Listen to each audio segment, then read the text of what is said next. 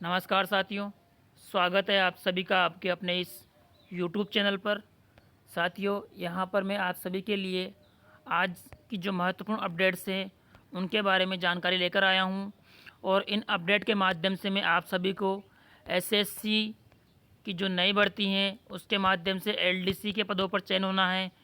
उसके अलावा RPSC college lecturer एवं आरपीएससी आरएस और वनपाल की भर्ती, इस प्रकार की जो महत्वपूर्ण अपडेट हैं इन सभी के बारे में जानकारी प्रोवाइड करने वाला हूं और इनके माध्यम से आपको जो महत्वपूर्ण जानकारियां हैं इनके संबंध में वो प्रोवाइड करने वाला हूं। तो इसके लिए आप वीडियो को पूरा देखिए और यदि आप हमारे इस चैनल पर नए हैं तो चैनल को सब्सक्राइब कीजिए, साथ ही साथ बेल आइकन प्रेस करना ना भूलें दोस्तों, ताकि आगे आने वाली जो भी अपडेट्स हैं वो आपको मिलती रहें।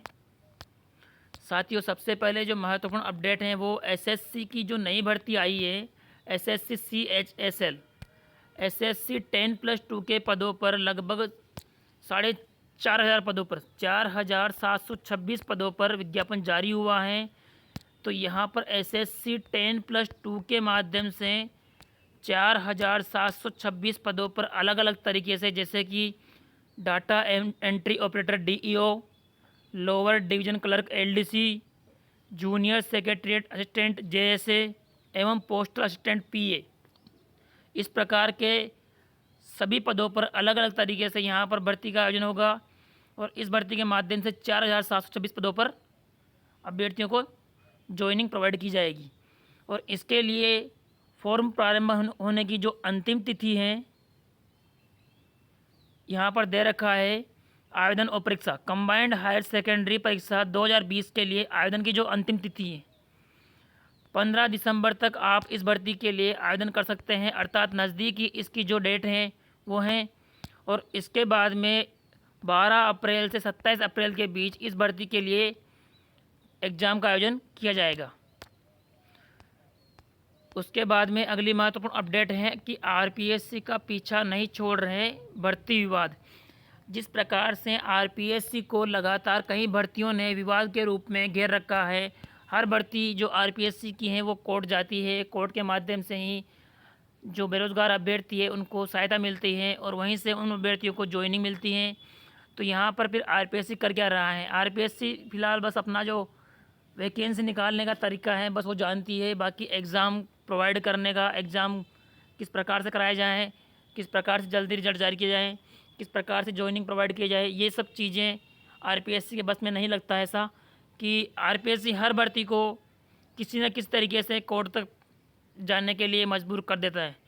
हर भर्ती में कहीं ना कहीं क्या गलतियाँ, कहीं क्या प्रॉब्लम, इस प्रकार से आरपीएससी की भर्तियाँ लगातार कोर्ट में जाके अटक जाती है दोस्तों। अब ये अटकने का कारण आरपीएससी जानती है। इसके बारे में अगली जो महत्वपूर्ण अपडेट है यहाँ पर कर्मचारी चयन बोर्ड से हैं कि कर्मचारी चयन बोर्ड के द्वारा जिस प्रकार से लैब टेक्नीशियन व सहायक रेडियोग्राफर की भर्ती का आयोजन किया गया था, उस संबंध में जो अभ्यर्थी डीवी के लिए एब्सेंट रहे थे उन अभ्यर्थियों को एक और मौका दिया गया है।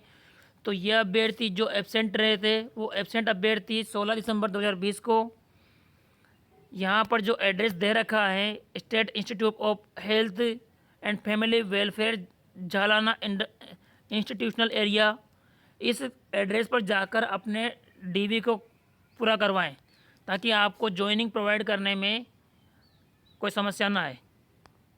अगली अपडेट यहाँ पर असिस्टेंट प्रोफेसर की भर्ती का मामला।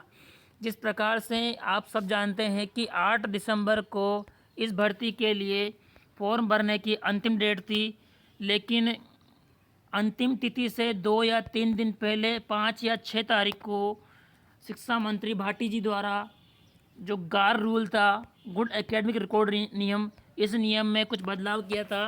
तो इस नियम में बदलाव के साथ विज्ञप्ति में कुछ बदलाव करने के आसार थे, लेकिन यहाँ पर बदलाव होने की तारीख से पहले ही यहाँ पर फॉर्म भरने की तारीख ख़त्म हो चुकी है। तो यहाँ पर जो कुल आवेदन आए हैं वो लगभग 75,000 अभ्यर्थियों ने इस भर्ती के लिए फॉर्म अप्लाई किया है। अब ये 75,000 अभ्यर्थी इस एग्ज़ाम में शामिल होंगे या फिर यहाँ पर बोर्ड द्वारा एग्ज़ाम की जो फॉर्म भरने की तारीख है वो बढ़ाई जाएगी। यहाँ पर जो दे रखा है कि जिस प्रकार से एक्सपर्ट का कहना है कि अभी सरकार द्वारा संशोधित विज्ञप्ति जारी नहीं हुई है।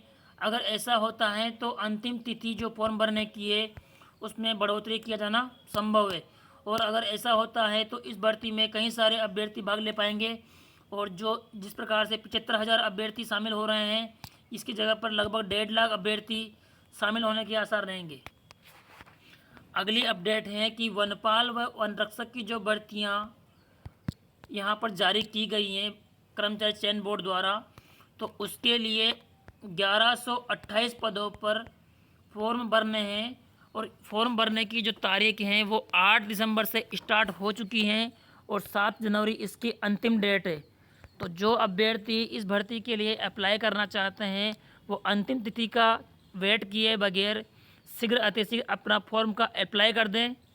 और इस भर्ती के लिए जो चयन प्रक्रिया रहेगी वो रहेगी लिखित परीक्षा, उसके बाद फिजिकल और इंटरव्यू।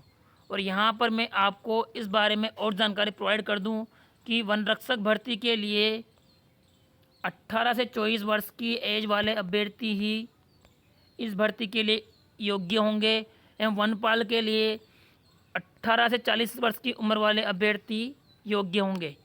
और इसके अलावा जो महत्वपूर्ण जानकारी मैं यहाँ वनपाल और वनरक्षक भर्ती के बारे में प्रोवाइड करने वाला हूँ वो है कि फिजिकल में क्या ध्यान रखना है। फिजिकल में जो महत्वपूर्ण बात है वो है कि मेल कैंडिडेट की जो लंबाई है वो 163 सेंटीमीटर होनी चाहिए, जबकि महिलाओं की 150 सेंटीमीटर। इसके अलावा चेस्ट मेल कैंडिडेट के लिए 84 सेंटीमीटर और महिलाओं के लिए 79 सेंटीमीटर और इसके अलावा 5 सेंटीमीटर फुलाव। उसके बाद में रनिंग या पदचाल का टाइम रहेगा पुरुषों के लिए 25 किलोमीटर 4 घंटे में, जबकि महिलाओं के लिए 16 किलोमीटर 4 घंटे में। इसके अलावा अन्य जो फिजिकल्स हैं वो हैं सिटअप्स 1 मिनट में 25 करनी होगी पुरुषों को और ये महिलाओं के लिए नहीं है। क्रिकेट बॉल थ्रोअर में पुरुषों को वन रक्षक भर्ती के लिए ही 55 मीटर का जो बॉल है वो फेंकना होगा, 55 मीटर की दूरी तय करनी होगी। और ये दोनों फिजिकल केवल और केवल वन रक्षक के लिए ही मान्य है, न कि वनपाल के लिए। तो वनपाल के लिए जो अभ्यर्थी फॉर्म भरना चाहते हैं वो इस फिजिकल की तैयारी ना करें तब भी कोई दिक्कत नहीं है। उसी प्रकार से यहाँ पर महिलाओं के लिए भी हैं, खड़ी लंबी कूद हैं और गोला फेंक है। तो ये दोनों जो फिजिकल दे रखे हैं यहाँ पर ये केवल और केवल वन रक्षक के लिए है और वनपाल के लिए इनमें से कोई फिजिकल नहीं है, केवल और केवल चेस्ट हैं। और चेस्ट के अलावा केवल आपको पदचाल तय करनी है। तो दोनों फिजिकल करने हैं वनपाल के लिए। बाकी जो फिजिकल यहाँ दे रखे हैं ये वन रक्षक वाले अभ्यर्थियों के लिए हैं। और यहाँ पर शारीरिक मापदंड और दक्षता के लिए अर्थात फिजिकल के लिए केवल आपको पास करना है। पासिंग के लिए यहाँ पर कोई मार्क्स नहीं है। आप जो मिनिमम क्राइटेरिया है उसको पार करने के बाद में आपको कोई इसका मार्क्स नहीं मिलने वाला है, सिर्फ आप इसके लिए एलिजिबल हो जाएंगे। और आवेदन करने के लिए अगर आप किसी कंप्यूटर ऑपरेटर या ई मित्र पर नहीं जाना चाहते हैं तो खुद ही अपने मोबाइल में SSO ID ओपन कीजिए और वहाँ से अपना फॉर्म फिल कर लीजिए। और इस प्रकार से आप अपना आवेदन कर सकते हैं। और इसी प्रकार डेली की जो अपडेट्स हैं, महत्वपूर्ण जानकारियाँ हैं, उनको प्राप्त करने के लिए आप सभी साथीगण हमारे साथ बने रहिए दोस्तों। धन्यवाद।